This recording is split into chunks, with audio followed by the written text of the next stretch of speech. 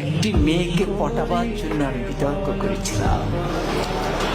কিন্তু আজকে তোমরা এসছো, কেউ প্রধানমন্ত্রী হবা, কেউ হিলারি হবা। কি ভয়ঙ্কর মিথ্যা কথা! কারণ আমি একটি মেয়েকে শুধু পটাতে চেয়েছিলাম। কি দিয়ে? বিতর্ক দিয়ে। সে আমাকে পাত্তা দেয় না, সে আমার দিকে তাকায় না। আমি তখন অষ্টম শ্রেণীতে পড়ি, শুধু তার দিকে একবার তাকাবো, কি সেই কৌশল, কিন্তু সে তাকায় না। পরে ভাবলাম বিতর্ককে আশ্রয় করি, সেখানে যদি দাঁড়ায় তাহলে মেয়েটি মনে হয় আমার দিকে তাকিয়েই থাকবে। এই আশায় আমি বিতর্ক করেছিলাম। তো এরকম আশা নিয়ে একবার আমি সিলেট যাচ্ছিলাম। তখন আমি আর অষ্টম শ্রেণীর বালক নই, এয়ারপোর্ট স্টেশন থেকে উঠেছি। তো যাওয়ার সময় ট্রেন, সকালে সিলেটের ট্রেন, আমি উঠলাম। উঠে আমার সিটে গেলাম, দেখি আমার একটি সিট, সামনে আরেকটি সিট, মানে ডাবল ডাবল না।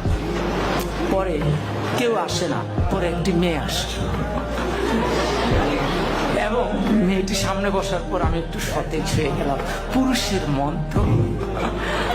পরে মেয়েটি দেখলাম সাদা গাউন পরা, আমি বুঝলাম সে সিলেট মেডিকেল।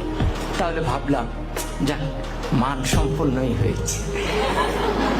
এরপরে ট্রেন এগিয়ে যাচ্ছে, আমার মনে কত কিছু আসে, কত ভাবনা আসে, কিন্তু আমি তো কথা বলতে পারতেছি না, খুব আনইজি বোধ করছি।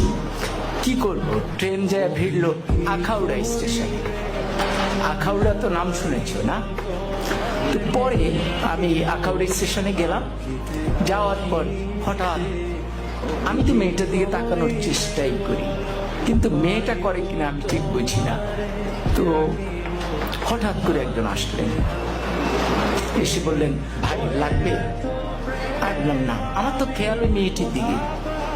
এরপরে উনি একটু দূরে গিয়ে দাঁড়ালেন। এবার আরেকজন আসলেন, উনি এসে বললেন লাগবে? আমি বললাম না। এবার উনিও গিয়ে দাঁড়ালেন, কেউ যাচ্ছেন না। তৃতীয় একজন একটু মোটা, সে আরেকটু ধমকের সুরে, লাগবে?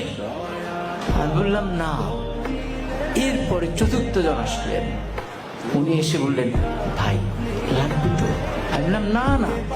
এখন এই যতবার লাগবে বলে মেয়েটি ততবার পলকে পলকে আমার দিকে তাকায়। এখন আমি ঠিক বুঝতেছি না কি লাগবে, কি বলে।